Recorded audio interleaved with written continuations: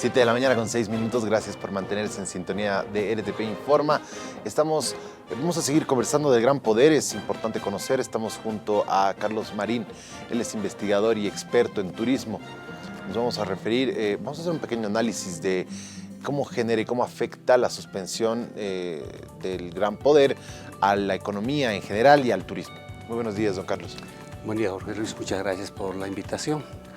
En realidad creo que la festividad del Gran Poder, que concentró el 2019 a más de 116,000 espectadores, solamente espectadores, sin contar, es decir, la gente que participa en medio, que deben ser muchos más, generó 120 millones de dólares el 2019. Ahora, la pregunta es, el 2020 ya se postergó, con la afección seguramente a todos los sectores involucrados económicamente. Y bueno, el 2021 también ya se ha determinado por el tema de la pandemia, y seguramente los sectores involucrados en la economía del Gran Poder deben estar sintiendo por segunda vez esta afección económica que es dramática, ¿no? En efecto, porque, a ver, creo que ese era básicamente, trabajaban todo el año para para ese día. Entonces, han dejado de recibir ingresos por 2 años consecutivos. Esto va a sacar del mercado a muchos de ellos. Seguramente muchos de ellos han cerrado sus tiendas y se están dedicando a otras actividades productivas, económicas, etcétera, porque claro, si no recibes 3 meses, supongo ya debes migrar a otra cosa. Sí. A ver, vayamos a los números. De los 100% de espectadores que venían al Gran Poder, el 67% se concentraba a turismo local, a gente local. Ese 33%, el otro 33% correspondía a turistas nacionales y extranjeros. De ese 33%, estamos hablando de unos 23,000 turistas nacionales que venían a la festividad de otras ciudades. Y estamos hablando de unos 15,000 turistas extranjeros que venían al Gran Poder. No es poco, ¿no? No, para nada. No es poco. Es decir, ellos tampoco van a poder disfrutar de nuestra festividad. Y lo que tú decías, a ver, vamos a los números. De ese 100% de los actores económicos involucrados en Gran Poder, el 42% corresponde a consumo de bebidas con alcohol y sin alcohol, ¿no? Que estamos hablando de 48 millones de dólares. O sea, previo al Gran Poder, hasta que se realice el Gran Poder, estamos hablando de ese movimiento económico. Estamos hablando después de la orfebrería, que corresponde a un 24%, 28%, que estamos hablando de casi 29 millones de dólares. Estamos hablando de trajes, vestimentas, que estamos hablando de 28 millones de dólares. O sea, estamos hablando de grupos musicales, contratación de grupos musicales, claro, de bandas musicales, que más o menos son unos 6 millones de dólares.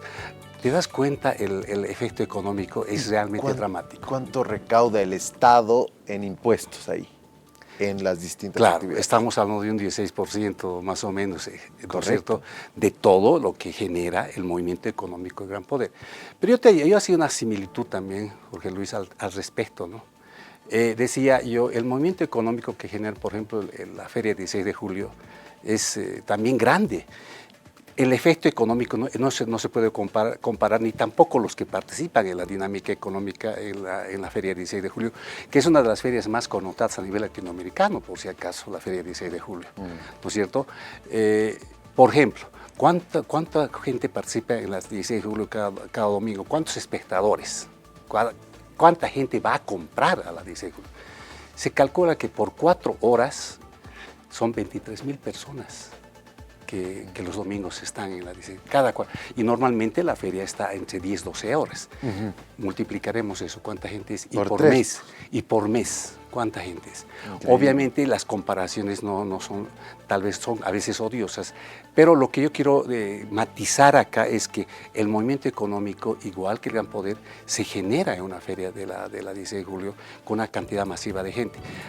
Es gente que vive económicamente el día, en la 16 de julio, es cierto, y obviamente en la feria de la festividad de Gran Poder se lo hace una vez al año, ¿no es cierto? Pero la afección económica de esos sectores es incomparable. Así es. Ahora, ¿qué se podría hacer en una situación como esta? Estamos de verdad en una encrucijada, porque por un lado tenemos la salud pública, porque un evento que congrega a tal cantidad de gente es una bomba. Así es. De virus, digamos, ¿no? Entonces, definitivamente es un peligro para la salud pública. Pero también está el tema económico, que esta pandemia, si de algo se ha caracterizado, era o morir por virus o morir de hambre. Y especialmente en Latinoamérica, donde ha pegado más, donde el comercio informal ha sido ampliamente afectado. Ahora, la solución está más o menos en una postergación de unos 4 o 5 meses, cuando haya una población de vacunas más amplia, cuando no estemos en puertas de una tercera ola, que justamente la Organización Mundial de la Salud ha advertido de la subida de casos en estas últimas semanas. ¿Y qué se puede hacer entonces en esa situación?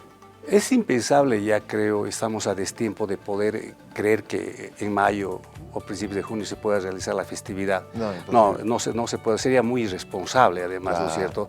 Dado que la otra ola está aproximándose, y hay cálculos de los sectores de salud que se vendría una tercera ola a mayo.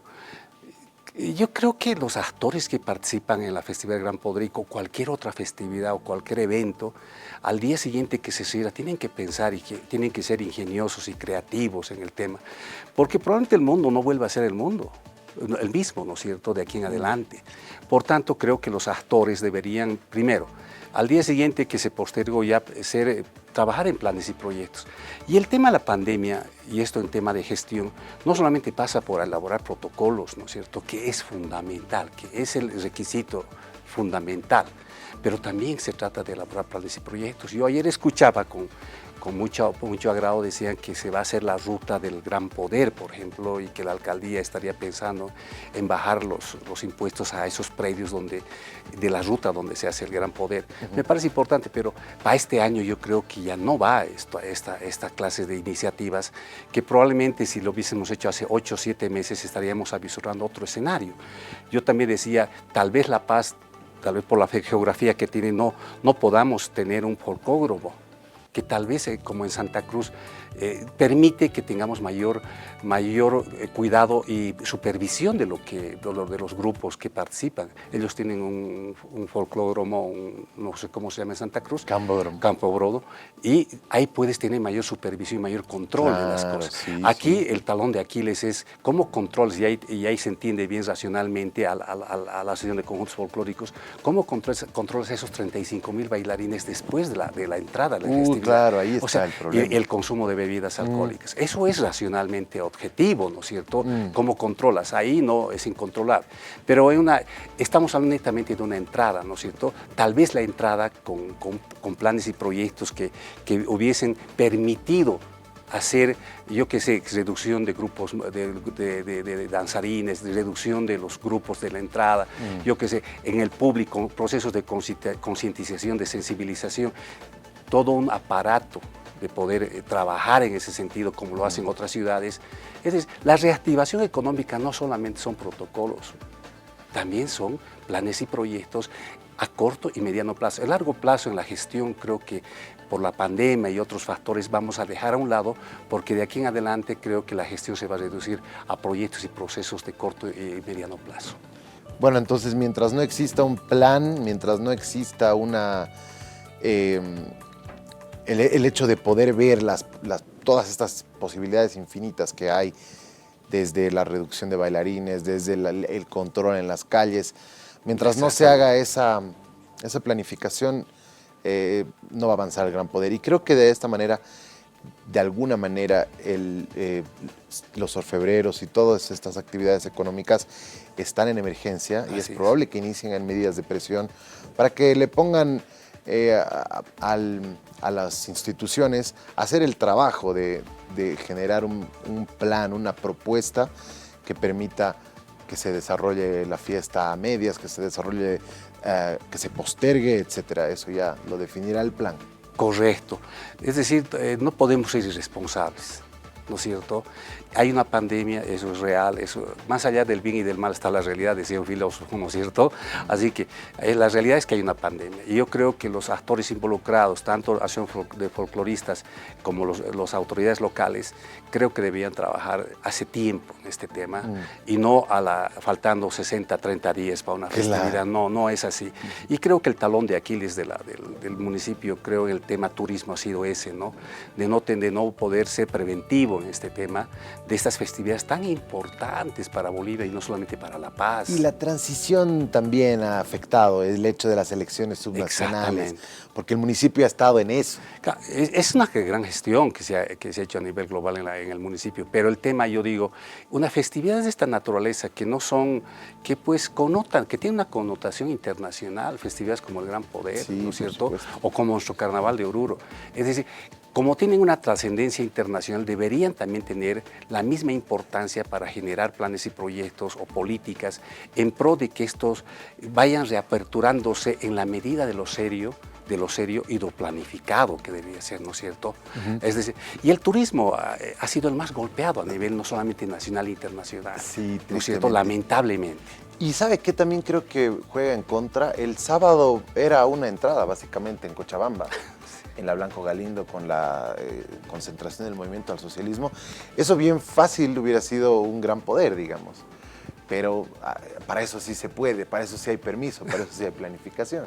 Lo que pasa es que no solamente eso, en la subnacional hemos visto mucha concentración de gente, también, ¿no es cierto?, en los procesos, en los proselitismos que ha habido. Sí. Es decir, yo creo que hay que mirar también equitativamente las cosas y pensar también que gente que participa económicamente en festividades como Gran Poder, como tú decías en un principio, ¿qué va a hacer de aquí en adelante con su economía? O sea, es bien dramático. Donde es bien dramático. Y creo que tampoco podemos ser irresponsables de decir, no, que se haga. Y no. Aquí son procesos de planificación en base a proyectos, planes y proyectos de los actores involucrados. Ahí creo que debemos ir trabajando y los que opinamos, creo que, o los que tenemos un poquito de experiencia, estamos ahí apuntando a que realmente la economía se vaya reactivando en el país, porque el turismo, lamentablemente, creo que ahí los países, y esto hay que hacerlo notar bien, que los países que han trabajado de manera adecuada en sus reactivaciones económicas van a salir bien de esta pandemia. Pero los que no lo han hecho van a sufrir mucho tiempo más en sus procesos de reactivación. Totalmente. Muchísimas gracias, don Carlos. Muy amable, a ti. Bien, Carlos Marín es investigador y experto en turismo. Hemos hablado en general de cómo afecta a la economía el Gran Poder, la suspensión del Gran Poder y qué se puede hacer